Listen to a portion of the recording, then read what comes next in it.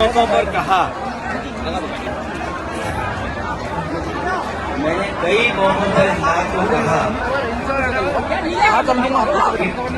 खुदाई से रास्ता नहीं निकलेगा। ये खोदने वाले लोग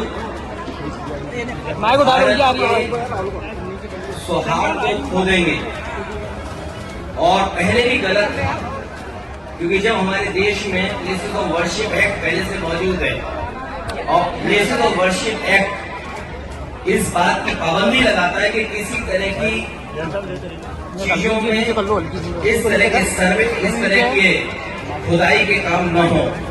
लेकिन भारतीय जनता पार्टी जानबूझ करके इन मसलों को इसलिए उठा रही क्योंकि किसान के सवाल पर वो बात नहीं करना चाहती। भारतीय जनता पार्टी से किसान ये पूछे रहा कि आपने तो किसान की आय दोगुनी की बात की थी, लेकिन किसान आज भी तकलीफ और परेशानी में है।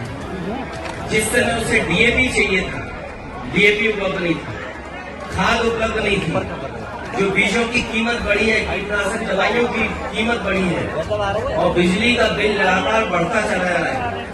जो सिंचाई से लेकर के तमाम इंतजाम थे वो सरकार करने में नाकाम रही है। और अगर फसल तैयार भी किसान कर रहा है तो उसको कीमत कहाँ मिलेगी, उसके लिए कोई और जितने बड़े पैमाने पे बेरोजगारी बढ़ती चली जा रही है।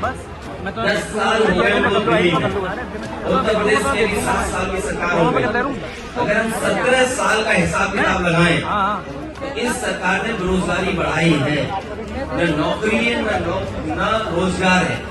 तो इन तमाम सवालों से ध्यान हटाने के लिए जानबूझ करके सरकार इस तरह की खुदाई के कार्यक्रम कर रही है।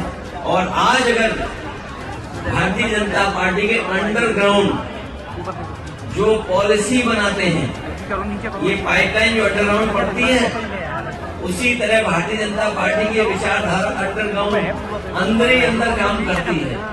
ये बात पहले भी कहनी चाहिए थी। लोगों की जान चली गई, लोगों के घरों में छापे पड़ रहे हैं, बिजली के नाम पर 2-2, 3-3 हजार लोगों के यहाँ FIR दर्ज हो गई। अगर ये बात गलत थी भारतीय जनता पार्टी की तो जान तो वापस नहीं ला सकते हैं।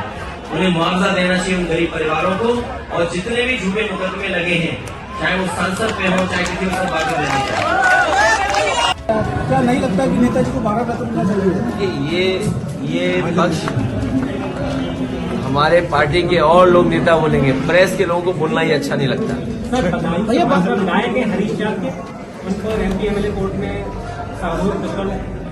जितने भी गलत काम आज उत्तर प्रदेश में हो रहे हैं, जितने भी अपराध हो रहे हैं, कहीं न कहीं भारतीय जनता पार्टी के नेता ही उसके पीछे हैं।